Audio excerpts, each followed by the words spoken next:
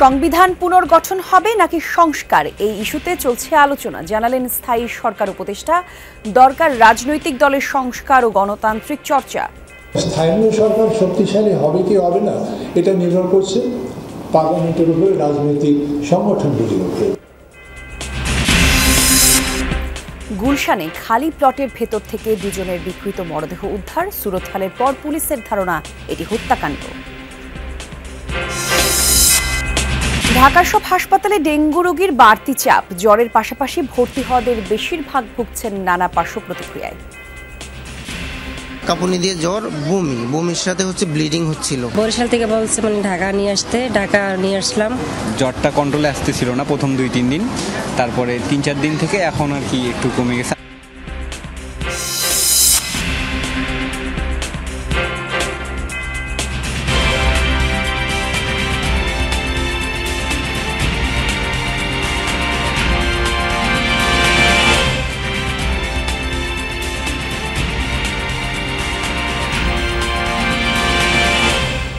যমুনা নিউজে আমন্ত্রণ আপনাদের সবাইকে। সংবাদের শিরোনাম দেখছিলেন এতক্ষণ, এবারে বিস্তারিত জানাবো। সাথে আছি আমি জান্নাতুল কুলি। সংবিধান পুনর্গঠন হবে নাকি সংস্কার, সেটা নিয়ে কমিশনে আলোচনা চলছে, এই মন্তব্য করেছেন অন্তর্বর্তীকালীন সরকারের স্থানীয় পল্লী উন্নয়ন ও সমবায় উপদেষ্টা হাসান আরিফ। দুপুরে সিডাপে ছিল স্থানীয় সরকার সংস্কার বিষয়ক সংলাপ, সেখানেই তিনি বলেন, অভ্যন্তরীণ দ্বন্দ্বে স্থানীয় সরকার শক্তিশালী হয় না। উপদেষ্টা আরও বলেন, অন্তর্বর্তীকালীন সরকার সংস্কার কাঠামো তৈরি করে দিতে পারে, কিন্তু সেই কাঠামো বা সংস্কার ভবিষ্যতে টিকবে কিনা তা নির্ভর করবে নির্বাচিত সরকারের উপর। জানান, আগামীতে নির্বাচন প্রক্রিয়ায় কিছু নতুনত্ব আসবে। নতুন সরকারের উপর বর্তাবে স্থানীয় সরকার মন্ত্রণালয়কর শক্তিশালী করার দায়িত্ব। একই সাথে রাজনৈতিক দলগুলোর অভ্যন্তরীণ সংস্কারের তাগিদ দেন তিনি। জানান, গণতান্ত্রিক চর্চার উপর নির্ভর করবে দেশের অগ্রগতি।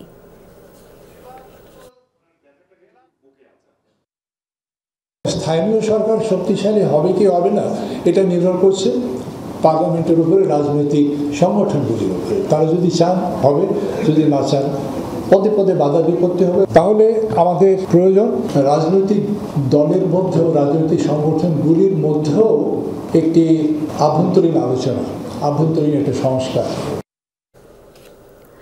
জাতিসংঘ সাধারণ পরিষদের ৭৯তম অধিবেশনে এবং অন্যান্য উচ্চ পর্যায়ের দ্বিপাক্ষিক বৈঠক শেষে ঢাকায় ফিরছেন অন্তর্বর্তী সরকারের প্রধান উপদেষ্টা ডক্টর মোহাম্মদ ইউনূস। এই তথ্য নিশ্চিত করেছেন প্রধান উপদেষ্টার প্রেস সচিব শফিকুল আলম। বলেন, প্রধান উপদেষ্টা এবং তার সফরসঙ্গীরা স্থানীয় সময় রাত ৯:৩০টায় রওনা হয়েছেন নিউ ইয়র্কের জন এফ কেনেডি বিমানবন্দর থেকে। তারা কাতার এয়ারওয়েজের একটি বাণিজ্যিক ফ্লাইটে রওনা হন। ফ্লাইটটি বাংলাদেশ সময় রাত ২:১৫টায় ঢাকার শাহজালাল আন্তর্জাতিক বিমানবন্দর অবতরণ করার কথা। 4 দিনের যুক্তরাষ্ট্র সফরে জাতিসংঘ অধিবেশনে ভাষণ দেওয়ার পাশাপাশি ছোট বড় ৪০টি সাইডলাইন বৈঠক করেছেন প্রধান উপদেষ্টা doctor Yunus. President Joe Biden ছাড়াও ১৬ জন বিশ্ব নেতার সাথে সাক্ষাৎ করেছেন তিনি। জাতিসংঘ অধিবেশনে প্রধান উপদেষ্টা ডক্টর মোহাম্মদ ইউনূসের ভাষণকে যুগান্তকারী আখ্যা দিয়েছেন যুক্তরাষ্ট্রে বসবাসরত প্রবাসী বাংলাদেশিদের প্রতিনিধিরা। ভাষণের প্রশংসা করে তারা বলেছেন, বৈশ্বিক এবং অভ্যন্তরীণ নানা ইস্যুতে ডক্টর ইউনূসের বক্তব্য ছিল দিক নির্দেশনামূলক এবং তাৎপর্যপূর্ণ। যুক্তরাষ্ট্র থেকে বিশেষ প্রতিনিধি আব্দুল্লাহ তহিনের রিপোর্ট। বাংলাদেশের এই অভ্যুত্থান আগামী দিনগুলোতে বিশ্বের বিভিন্ন প্রান্তে মানুষকে মুক্তি ও ন্যায় বিচারের পক্ষে দাঁড়াতে প্রেরণা যোগাবে। জাতিসংঘে ডক্টর মোহাম্মদ ইউনূসের ঐতিহাসিক ভাষণ, ছাত্র জনতার গণ অভ্যুত্থানের প্রেক্ষাপট, অন্তর্বর্তী সরকারের দায়িত্ব নেওয়া, সংস্কার কর্মসূচি ও দেশ পুনর্গঠনের পাশাপাশি অভ্যন্তরীণ এবং বৈশ্বিক নানা ইস্যুতে কথা বলেছেন প্রধান উপদেষ্টা। ডক্টর ইউনূসের বক্তব্যের সময় মুহুর্মুহু করতালিতে তাকে অভিনন্দন জানান বিশ্ব নেতারা। ভাষণের প্রশংসা করেছেন যুক্তরাষ্ট্র প্রবাসী নানা শ্রেণী পেশার মানুষ।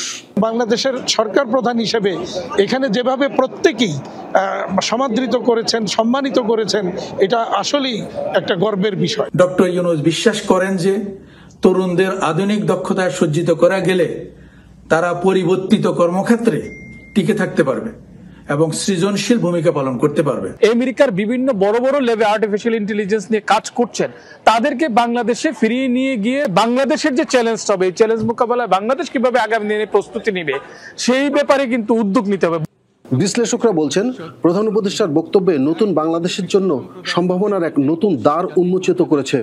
তাদের আশা দেশ পুনর্গঠন ও অভ্যন্তরীণ নানা সমস্যার বাস্তব ভিত্তিক সমাধানে সচেষ্ট হবেন ডক্টর ইউনূস। যে সম্ভাবনার দ্বার উন্মোচিত হয়েছে বলে তিনি বললেন, সেই সম্ভাবনাকে বাস্তব রূপ দেওয়ার জন্য বা বাস্তবে কাজে লাগানোর জন্য তিনি বিশ্ব নেতাদের বা দেশগুলোর সহায়তা চেয়েছেন। নতুন বাংলাদেশ কিভাবে আমরা এগিয়ে নিয়ে যাব সেটার জন্য বিশ্ববাসীর কাছে তিনি তুলে ধরেছেন, এবং তার এই তুলে ধরাটা গুরুত্বপূর্ণ এই কারণে যে he is a global celebrity. সে যখন একটা কথা বলে এটার মূল্য অন্যরকম। অধিবেশনের শেষ দিকে মালদ্বীপের প্রেসিডেন্ট মোহাম্মদ মইজুর সাথে দ্বিপাক্ষিক বৈঠক করেন প্রধান উপদেষ্টা। যুক্তরাষ্ট্রে আর্থিক ও বিনিয়োগ খাতের বিশিষ্ট প্রবাসীদের সাথেও বৈঠক করেন ডক্টর ইউনূস। এছাড়াও প্রধান উপদেষ্টার সাথে সৌজন্য সাক্ষাৎ করেন জাতিসংঘের under secretary general rubber Fatima. সফরের শেষ দিনে প্রধান উপদেষ্টা ভয়েস অফ আমেরিকা সহ বেশ কয়েকটি আন্তর্জাতিক গণমাধ্যমকে সাক্ষাৎকার দেন। হুমকির মুখে পড়া দেশের সামগ্রিক অর্থনীতি এবং বাংলাদেশের পুনর্গঠনে বিশ্ব নেতৃবৃন্দের কাছ থেকে যে ধরনের সাহায্য সহযোগিতার আশ্বাস পাওয়া গেছে তা সত্যি অভূতপূর্ব বলে মনে করছেন বিশেষজ্ঞরা। এখন বর্তমান সরকার দল মত নির্বিশেষে সবাইকে ঐক্যবদ্ধ করে কিভাবে বিশ্ব নেতাদের কাছ থেকে পাওয়া সেই প্রতিশ্রুতি কাজে লাগিয়ে বাংলাদেশকে এগিয়ে নিতে পারেন সেটা এখন দেখার অপেক্ষায় সবাই। আব্দুল্লাহ তুহিন, যমুনা নিউজ, জাতিসংঘ সদর দপ্তর, নিউ ইয়র্ক, যুক্তরাষ্ট্র। তথ্যাধিকার আইনের দুর্বলতা দূর করে ঢেলে সাজানোর পরামর্শ দিল টিআইবি। নতুন বাংলাদেশে দলীয় প্রভাব মুক্ত তথ্য কমিশন গঠনের আহ্বান জানান সংস্থাটির নির্বাহী পরিচালক ডক্টর ইফতেখারুজ্জামান। আন্তর্জাতিক তথ্য দিবস উপলক্ষে রাজধানীর আগারগাঁওয়ে তথ্য কমিশনের ছিল সভা, সেখানেই তিনি এসব কথা বলেন। জানান, বাংলাদেশের যতগুলো কমিশন আছে সবগুলোই অবসরপ্রাপ্ত দলীয় লোকদের মাধ্যমে নিয়ন্ত্রিত। কোনো কমিশনই জনগণের প্রত্যাশা পূরণ করতে পারেনি। এ সময় দলীয় প্রভাব মুক্ত কমিশন গঠনের ওপর বরাবরই করেন গুরুত্ব আরোপ। বলেন, তথ্য অধিকার কমিশন গঠনে যা অর্জিত হয়েছে সবটাই কাগজে কলমে, এটি মানুষের তেমন কোনো কাজে আসেনি বলেও মন্তব্য করেন টিআইবির নির্বাহী পরিচালক। পেশাগত জীবনে, ব্যক্তিগত জীবনে তাদের ট্র্যাক রেকর্ড উপরে নির্ভর করে এমন ব্যক্তিবর্গকে নিয়োগ দিতে হবে যাদের উপরে আস্থা থাকবে জনগণের, যে তারা আসলেই তথ্য কমিশনের মতো কমিশনের নেতৃত্ব দিতে পারে। তথ্য অধিকার আইনটিকে ঢেলে সাজাতে হবে এমনভাবে যাতে করে যেই স্বপ্ন নিয়ে আইনটি প্রতিষ্ঠিত ছিল সেটি বাস্তবায়নে সফল হয়। ঢাকার খালগুলো দিয়ে একটি ব্লু নেটওয়ার্ক তৈরির পরিকল্পনা করছে অন্তর্বর্তী সরকার, এমনটা জানালেন পরিবেশ, বন ও জলবায়ু পরিবর্তন মন্ত্রণালয়ের উপদেষ্টা সৈয়দা রিজওয়ান হাসান। সকালে আগারগাঁওয়ের বাসভবনে ছিল এই বিষয়ক সভা। সেখানে উপদেষ্টা বলেন, স্বাধীনতার পর থেকে ঢাকা শহর নিয়ে আদৌ কেউ ভেবেছে কিনা তা নিয়ে সন্দেহ রয়েছে। জানান, রাজুক বোর্ডে পরিবর্তন আনতে হবে। পাশাপাশি রাজুককে আহ্বান জানান ঢাকার পরিবেশ বাঁচাতে গৃহীত পরিকল্পনা যেন তাদের সাথেও আলোচনা করা হয়। দেরি না করে এখন থেকেই কাজ শুরুর তাগিদ দেন সৈয়দা রিজওয়ান হাসান। বিগত ১০০ বছরে ঢাকা শহরের নগর প্রতিবেশ, ভূমি ব্যবহার এবং জীববৈচিত্র্য ছিল আলোচনার বিষয়।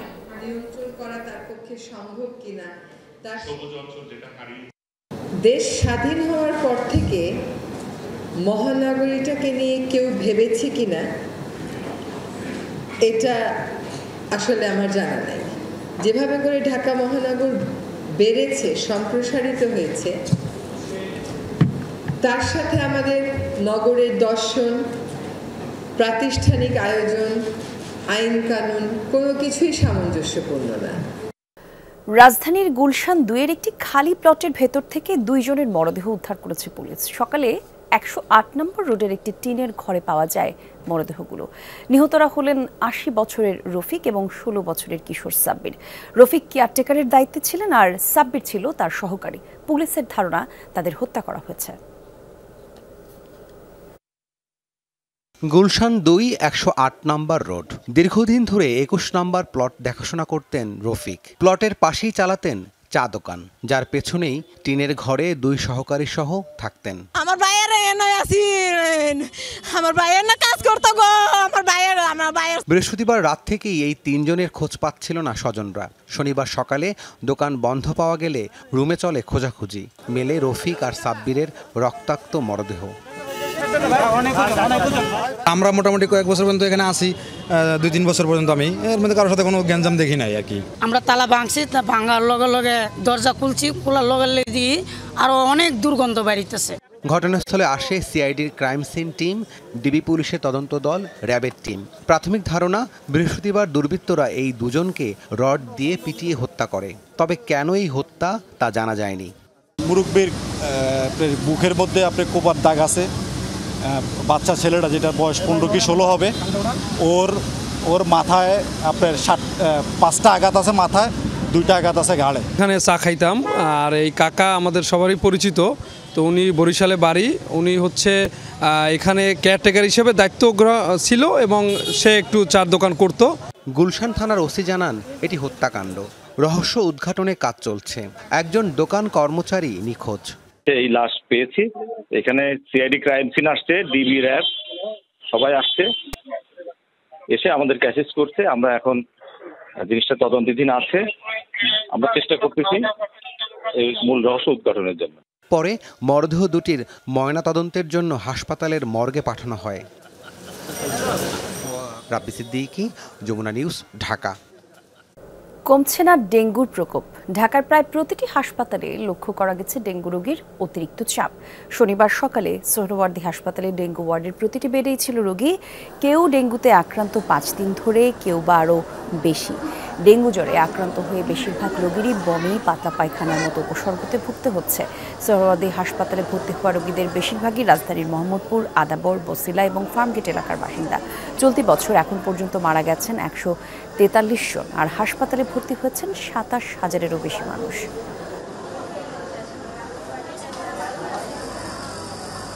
কাঁপুনি দিয়ে জ্বর, বমির সাথে হচ্ছে ব্লিডিং হচ্ছিল। তারপরে দাঁতের গোড়া দিয়ে পিনকি দিয়ে রক্ত আসতেছিল। তারপর কলেরা হয়ে গেছে। ইভেন সে একা এখন আর চলাফেরা করতে পারে না। বমি ভাব ছিল, জ্বরটা কন্ট্রোলে আসতেছিল না প্রথম 2-3 দিন।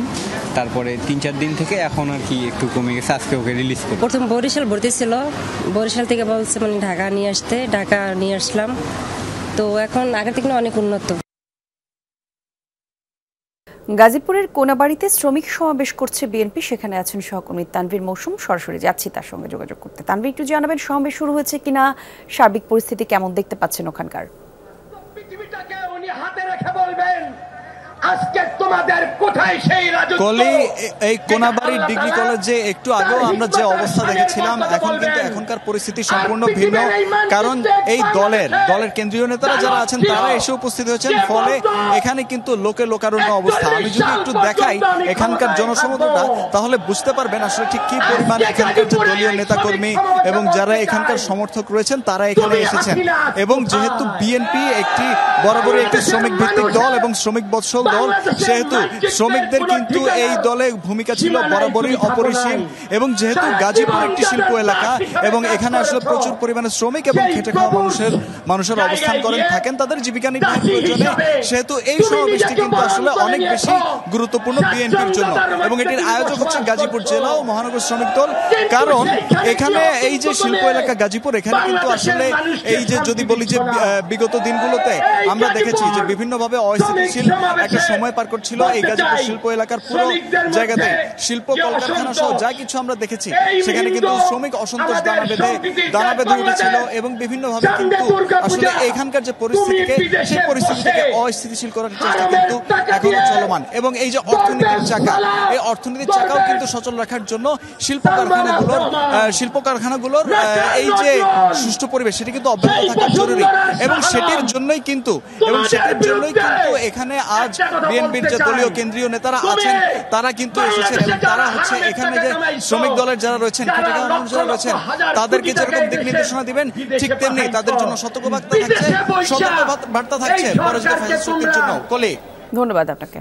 ঝিনাইদহের পায়রা চত্বরে বিএনপির সমাবেশ অনুষ্ঠিত হচ্ছে। এতে প্রধান অতিথি হিসেবে ভার্চুয়ালি যোগ দিবেন দলটির ভারপ্রাপ্ত চেয়ারম্যান তারেক রহমান। এ বিষয়ে আরো জানাতে যোগ দিচ্ছেন সহকর্মী আহমেদ নাসিম আনসারি। নাসিম, একটু জানাবেন তারেক রহমান কখন বক্তব্য রাখতে পারেন, ভার্চুয়ালি জানতে পেরেছেন কিনা? আর সমাবেশের নেতাকর্মীদের উপস্থিতি কেমন চোখে পড়ছে সে বিষয়েও জানাবেন।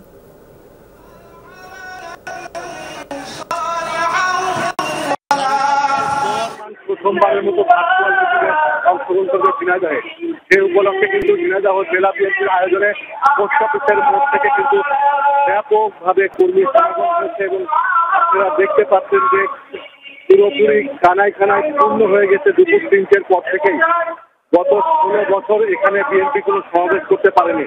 এই প্রথমবার এই সরকারের পতনের পর জেলা বিএনপির আয়োজনে এখানে এই গণসমাবেশ বা মহাসমাবেশ অনুষ্ঠিত হচ্ছে।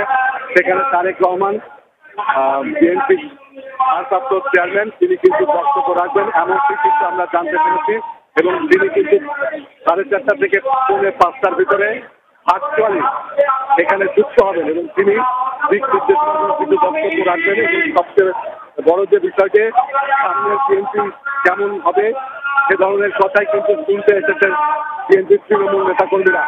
6টি উপজেলা থেকে সাথে সাথে খুলনা বিভাগের বিভিন্ন অঞ্চল থেকে কিন্তু বিএনপির নেতাকর্মীরা বিভিন্ন ব্যানার, ফেসবুক, স্লোগান হাতে কিন্তু তারা উৎসব মুখর পরিবেশে এই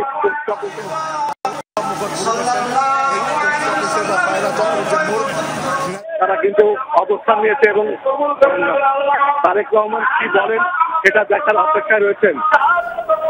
ধন্যবাদ আপনাকে আমাদের সঙ্গে যুক্ত হওয়ার জন্য নাসির। শিগগিরই হবে অন্তর্বর্তীকালীন সরকারের রোডম্যাপ, আলোচনা হবে রাজনৈতিক দলগুলোর সাথেও। সিজিএস আয়োজিত এক সংলাপে একথা জানান নৌ পরিবহন মন্ত্রণালয়ের উপদেষ্টা brigadier general M Sakhawat Hossain. এ সময় তিনি পুলিশে সংস্কারের তাগিদ দেন। জুলাই আগস্ট হত্যাকাণ্ডের হুকুমদাতা সাবেক প্রধানমন্ত্রী শেখ হাসিনাকে বিচারের মুখোমুখি করারও আহ্বান জানান তিনি। এ সময় গেল 15 বছরের জাতীয় মানবাধিকার কমিশনের কর্মকাণ্ডের সমালোচনা করেন বক্তারা। দেশের মানবাধিকার পরিস্থিতি আর রাষ্ট্র সংস্কারের গতি প্রকৃতি নিয়ে সিজিএস এর সংলাপ। অংশ নেন বিভিন্ন রাজনৈতিক ও সামাজিক সংগঠনের নেতৃবৃন্দ সহ বিশ্ববিদ্যালয়ের শিক্ষার্থীদের প্রতিনিধিরা। মানবাধিকার সেটি আমাদের আওয়ামী লীগের আমলে ছিল না। আলোচনায় উঠে আসে সাম্প্রতিক নানা প্রসঙ্গ।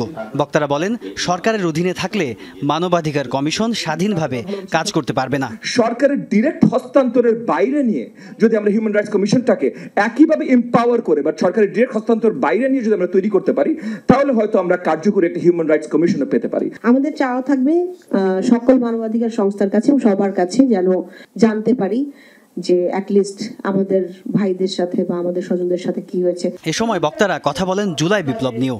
বলেন, 15 বছরের আন্দোলনের চূড়ান্ত রূপ হলো জুলাই আগস্ট। এ সময় যেসব হত্যাকাণ্ড হয়েছে তার সুষ্ঠু বিচারে গণতদন্ত কমিশন গঠন করারও দাবি জানান বক্তারা। মানবাধিকারের যে লঙ্ঘনগুলো এইটি বিবেচনায় আনতে হবে স্বাধীনতার পর থেকে। এই ধারাবাহিক জিনিসটাকে না আনতে চান তাহলে আসলে কখনোই আকাঙ্ক্ষা সে জায়গায় যেতে পারবো না। জুলাই আগস্টে ঘটে যাওয়া বাংলাদেশের নৃশংসতম গণহত্যার কোনো তদন্ত কমিটি করে নাই। আমরা পাবলিকলি এই গণতদন্ত কমিশনের প্রস্তাব করেছি। সংলাপের প্রধান আলোচক ছিলেন বর্তমান সরকারের উপদেষ্টা অবসরপ্রাপ্ত ব্রিগেডিয়ার জেনারেল সাখাওয়াত হোসেন। বলেন, পুলিশকে জনবান্ধব করতে প্রয়োজন সংস্কার। পুলিশ ফোর্স নিডস চেঞ্জ, তারা নিজেরাও চেঞ্জ চাচ্ছে এবং আমি এই প্রমিস করেছিলাম আইল চেঞ্জ দেম। তবে police commission is a must যদি আমরা পুলিশকে মানবতা পুলিশ করতে চাই। এক প্রশ্নের জবাবে তিনি বলেন, খুব শিগগিরই নির্বাচনের রোডম্যাপ প্রকাশ করা হবে। রাজনৈতিক দলগুলোর সাথে সংলাপের কথাও জানান এই উপদেষ্টা। অ্যাডমিনিস্ট্রেশনকেও ম্যানেজ করতে হচ্ছে, তাদেরকেও এটা রিঅর্গানাইজ করতে হচ্ছে, তাদেরকে দিয়ে কাজ করাতে হচ্ছে। It's a very difficult job. ইনশাল্লাহ রোডম্যাপ আশা করি রোডম্যাপ হবেই। আলোচনার সঞ্চালক ও সেন্টার ফর গভর্নমেন্ট স্টাডিজের নির্বাহী পরিচালক জিল্লুর রহমান বলেন, বিচার করতে হবে প্রকৃত অপরাধীদের, তবে ভয়ের কোনো সংস্কৃতি তৈরি করা যাবে না। দেশের অধিকাংশ মানুষ মনে করে যে তাদের একমাত্র এবং প্রধান লক্ষ্য হচ্ছে দেশে একটি অবাধ, সুষ্ঠু, গ্রহণযোগ্য, অংশগ্রহণমূলক নির্বাচন অনুষ্ঠান করা। তাজনুর ইসলাম, যমুনা নিউজ, ঢাকা।